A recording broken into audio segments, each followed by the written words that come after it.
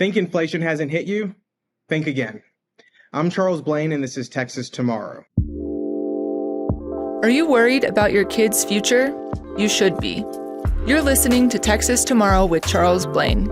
Join Charles as he talks about the people and issues that are affecting you and your family at the local level of government. To maintain the same standard of living as 2021, the average Texas household has to spend $12,000 more per year annually. Nationally, households on average have to spend about $11,500 more per year. That's according to the Congressional Joint Economic Committee State Inflation Tracker. And when you break it down, it looks worse. You're paying 44% more for car insurance, 37% more for eggs, 35% more for gas, 21% more for groceries and restaurants, and I can go on and on and on. But I won't, because you already know this, because you're paying for it every single day, and I'm sure you feel it. Make no mistake, wages are also increasing as our expenses are increasing as well. But they're not increasing at the same pace that our expenses are increasing. So it's hard to get ahead of those rising prices. So naturally, what do? We buy fewer things, we shop in bulk, maybe we even take on a second job to get some extra money. But as you do that, to try to combat the higher costs, your government is looking to continue that hike, to make it even worse. So local jurisdictions across the state are looking at charging you more this year. Houston ISD is looking at what could be a $4 billion bond. The city of Dallas wants a $1.25 billion bond. A local paper called it the right time for the city. Well, I can promise it's not the right time for the people who have to pay for it. The city of Austin is reportedly looking at a bond to fight climate change.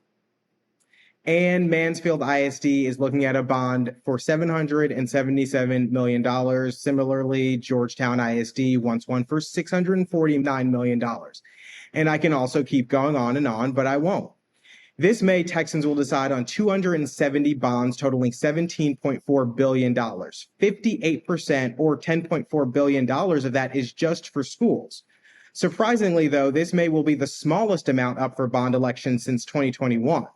But that's not much of a relief when you're paying $12,000 more for the same standard of living that you were in 2021.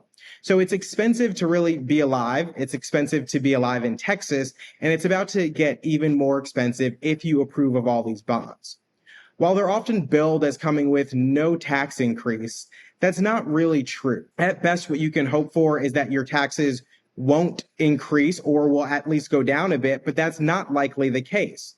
So think about this. If you borrow $100 and pay it back by $10 a week, you add that $10 a week to your weekly expenses. When you get to that last week, pay the $10, but say you borrow another $100 and make the same repayment plan, your costs don't go up. Sure, they stay the same, but they stop you from bringing them back down. So it's the same thing as adding yet another bond.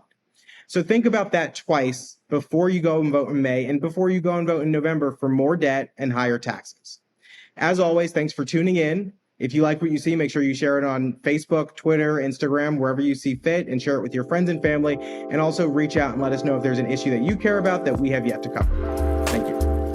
So I hope you took something away from this. And if you did, make sure you tell a friend, a family member, share it on Facebook, Twitter, Instagram, wherever you see fit. And make sure you tune in for next week's episode of Texas Tomorrow.